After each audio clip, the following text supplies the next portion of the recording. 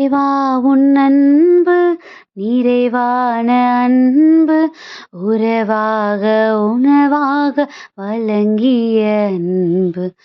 இறைவா உன் அன்பு நிறைவான அன்பு உறவாக உணவாக வழங்கிய அன்பு. தன்னிகரில்லா தலைவனின் அன்பு மனிதத்தை புனிதமாய் மாற்றிடும் அன்பு. தன்னிகரில்லா தலைவனின் அன்பு மனிதத்தை புனிதமாய் மாற்றிடும் அன்பு. எல்லாம் இறையன்பே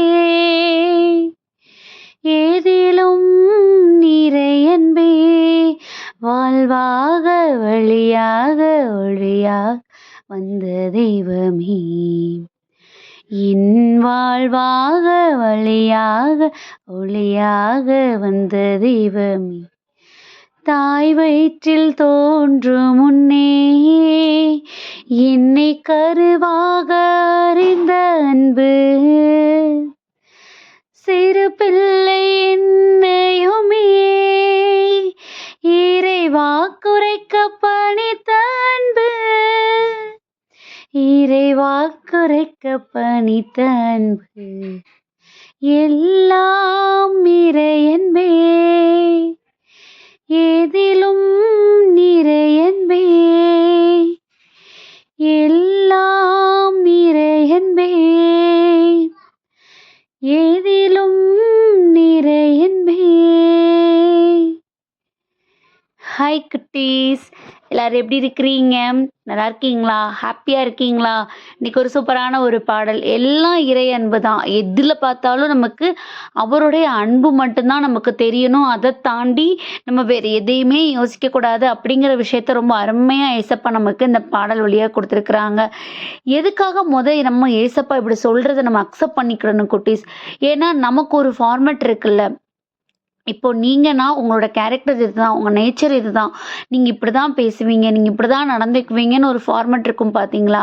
அந்த ஃபார்மேட்டுக்கு ஏற்ற மாதிரி தான் நம்ம ஒரு சூழ்நிலைகளை நம்ம சந்திச்சுட்டு இருக்கிறோம்.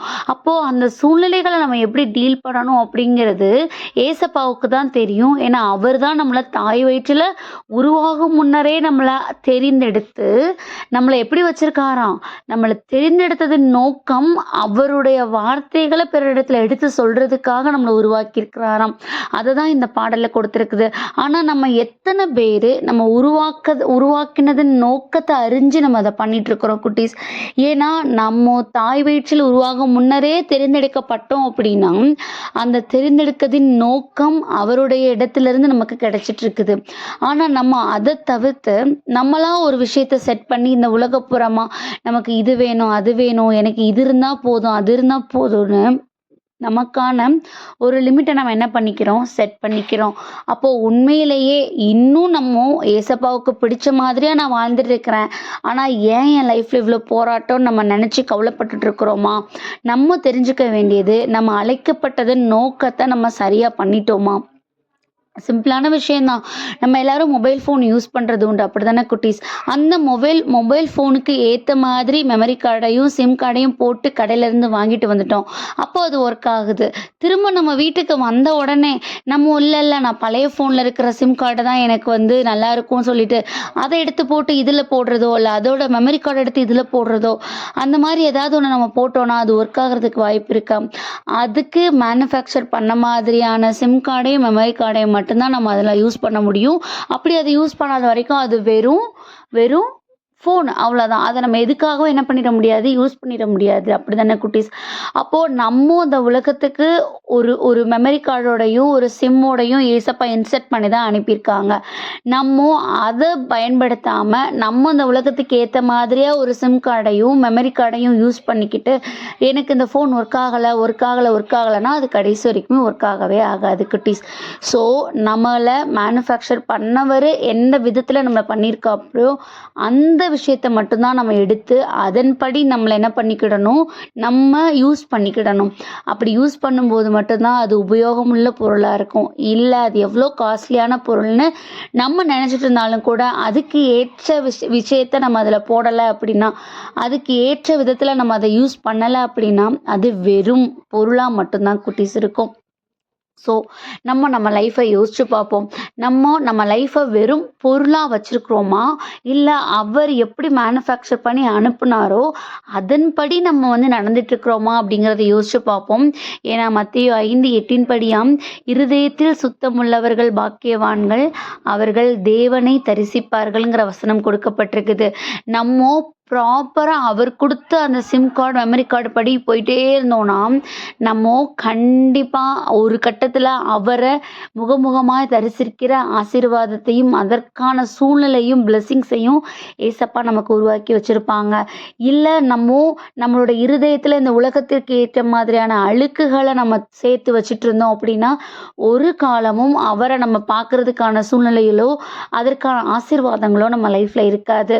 ஸோ இந்த நாளில் நம்மளோட இருதயத்தை சுத்தமாக வைத்துக்கொள்ளணும் அப்படின்னா நம்மளோட இருதயத்துக்கு அவர் என்ன மேனுஃபேக்சர் பண்ணி கொடுத்துருக்குறாரோ அந்த காரியங்களில் நம்ம ஈடுபடணும் குட்டீஸ்.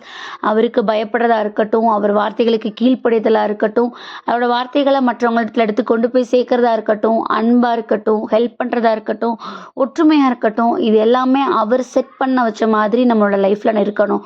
இல்லை நான் அந்த உலகப்புறத்துக்கு ஏற்ற மாதிரி நான் பொறாமப்பட்டுட்டு, கோவப்பட்டுட்டு, எரிச்சல் பட்டுட்டு, பொய் சொல்லிக்கிட்டு அந்த மாதிரி நம்ம தான் பெரிய ஆள்னு வெளியில் காமிச்சிட்டு இருக்கிறோமா, இந்த நாளில் இந்த வசனம் நமக்கானது.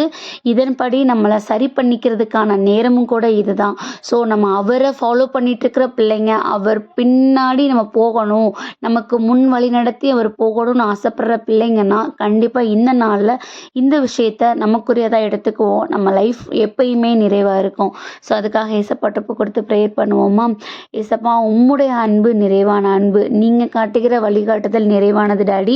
அப்படியா எங்களோட லைஃபு உம்முடைய மேனுஃபேக்சரிங் படி நடக்கணும்ப்பா. அதுக்கு எந்த தடையா நாங்களே இருந்தாலும் கூட எங்களிடத்திலிருந்து எங்களோட இருதயத்தை காப்பாற்றி கொள்றதுக்கு நீங்கள் தான் பலன் கொடுக்கணும், வழி நடத்தணும். ஆமீன்.